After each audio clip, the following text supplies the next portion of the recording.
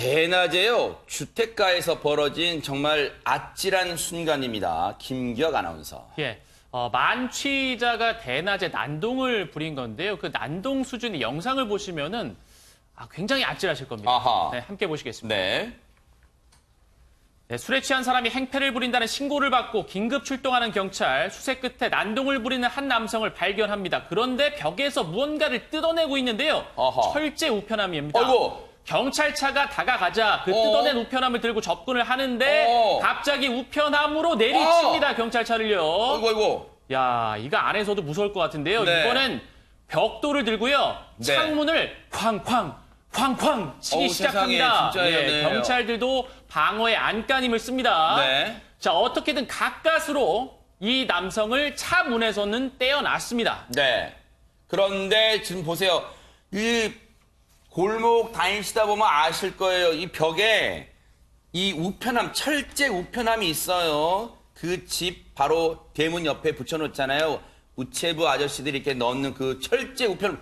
괴력이 났을까? 이걸 뜯어가지고 그냥 순찰차를 공격을 했는데 대체 어찌된 사건입니까? 오인성 교수님. 네, 지난 그 2월 26일인데요. 네. 그래서 그 충북 청주시에 있는 한 주택가에서 지금 아마 저 사람이 평소에 낮술을 먹고 취해가지고 동네에서 행패를 많이 부리고 있는 그런 사람 같아요. 근데 이제 이 술을 마시면은 그 본인도 모르게 어떤 본인의 어떤 불만이라든가 이런 것들이 이제 바깥으로 표출되면서 난폭해지는 그런 사람 같은데요. 어허, 네. 지금 이제 그 상가 광고판 그리고 방금 보셨던 이 가정집에 있는 그 철제 우편함을 뜯어낸다라고 하는 그 주민의 신고로 방금 보셨던 그 경찰관이 이제 순찰차를 타고 네. 이제 출동을 한 거죠. 그런데 이제 그 경찰을 보고 난 뒤에 또 경찰에 대해서 공격적으로 바뀌었는데요. 네. 벽돌을 집어들고 10차례에 걸쳐가지고 순찰차의 창문을 아이고. 내려치는 등 아주 그 위험한 상황을 이야기를 한 상황이죠.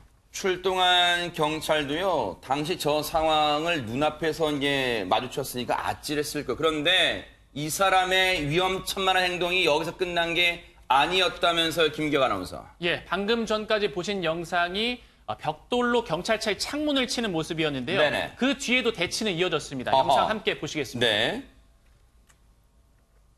네, 이 남성을 밀쳐내고 경찰과 대치를 하는데요. 이번에 바닥에 떨어진 벽돌을 들고 경찰을 위협합니다. 아이고. 네, 굉장히 위험해 보입니다. 네, 여기서 갑자기 이 남성이 옷을 주려고 하는데 경찰이 이때를 놓치지 않고 바로 네. 제압하고 옆에 있던 경찰관까지 함께 합세를 해서 이 남성을 눕히고 철컹철컹 은팔찌까지 선물을 합니다. 네. 네, 이 남성 완전히 제압된 후에 네. 경찰차에 호송이 됩니다. 네. 벽돌도요, 엄청난 흉기입니다. 사실은 이게 돌이잖아요, 돌. 저 벽돌을 들고 위협을 가했으니 경찰도 일단 순간적으로 움찔했을 거라서 저렇게 격투태세를 취했고 뒤따라온 그리고 동료 경찰관이 합세하면서 현장에서 검거가 됐습니다. 제압이 됐습니다. 그런데 김기혁 아나운서, 대체 이 사람은 이유가 있을까? 저런 짓을 한 이유가 있을 거 아니에요, 대체? 글쎄요, 그 이유를 제가 말씀드리려고 하면 좀 이상할 수도 있는데 그냥 술에 취해 있던 네. 만취자였습니다. 그냥 동네 주폭이에요, 그런 진짜로? 예, 정말로 이렇게 상습적으로 술에 취하면 이런 난폭적인 행동을 하는 주치자였는데 네. 동종 전과만 5차례가 있었어요. 이런 식으로 이제 난동과 행패를 부려서 뭐 폭행 관련된. 예.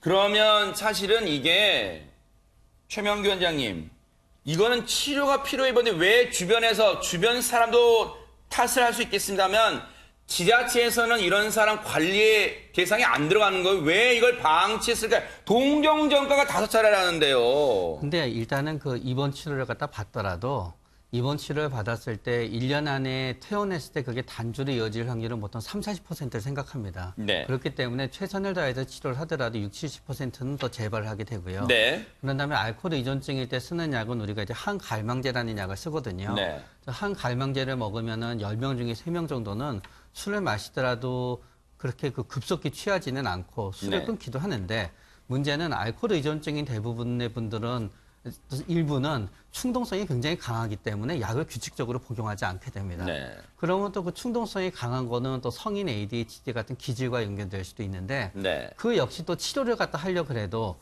본인이 워낙에 그 충동적이고 규칙적으로 생활을 안 하기 때문에 네. 약이 또 습관 계속 이렇게 지속적으로 복용이 되지 않습니다. 그렇기 때문에 치료를 최선을 다해서 입원 치료 같은 걸 안 했을 수도 있고 서로 입원 치료를 했다 그러더라도 또 치료의 결과가 좋지 않았을 가능성도 배제할 수는 없는 겁니다. 시청자 여러분들 그런 생각하실 거예요. 아니 이게 2월 달에 일어난 사건이라면서요. 2월 달에 일어난 걸 뉴스파이터가 지금 한다고요? 뉴스파이터 아이템이 그렇게 없어요? 사건이 그렇게 없습니까? 김남국 변호사님 이유가 뭡니까? 네, 이유가 지난 21일 이 남성에 대해서 선고가 되었기 때문입니다. 아하. 그 재판부에서는 징역 10월을 선고하고 법정에서 바로 이렇게 구속을 했는데요. 이 양형을 선고를 하면서 재판부는 이렇게 이야기를 했습니다. 이 40대 남성이 술을 마신 것, 이 음주 상태에서 범죄를 저지른 것이 이 원인이 된 것처럼 보이지만 그러나 이 범행 자체가 굉장히 좀 재질이 좋지가 않고 그다음에 앞서 기자님께서 이야기를 해주신 대로 동종 전과가 무려 5차례나 있었다라는 점을 고려해서 징역 10월을 선고했다라고 이야기를 하고 있고요. 네. 그럼에도 불구하고 제가 봤을 때에는 이 양형이 너무나 조금 가볍게 처벌한 것이 아닌가라는 생각이 그래요? 듭니다. 이게 단순하게 특수공무 집행 방해만 있는 것이 아니라 재물손괴, 공용물 손괴 이런 건 범죄까지 함께 다 포함되어 있고 네. 또 특히나 이 특수공무집행 방해 같은 경우에는 차량 안에 있었던 경찰관을 향해서 폭행을 행사했을 뿐만 아니라 경찰이 문을 열고 나오자 경찰관 신체를 향해서 직접 위해를 가하려고 바닥에 있었던 돌멩이까지 이렇게 들어서 폭행을 가하고 위협을 했던 이런 모습이 나왔기 때문에 이것을 단순하게 징역 10월만을 선고했다라고 하는 것은 조금 너무 가볍게 처벌한 게 아닌가라는 생각이 듭니다. 그러니까요. 사실은 동네 주폭이고 동종 전과가 5차례 있었다면 그동안 동네 주민분들의 이 불안감, 공포는 오죽했겠습니까 하는 생각도 듭니다.